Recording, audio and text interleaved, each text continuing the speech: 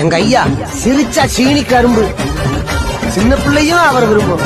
அவர் நடந்து வர நடையழகு நவராத்திரி சிவாஜி கணேசன். மூச்சு கண்ணை பார்த்தா இதே நடுங்கும்.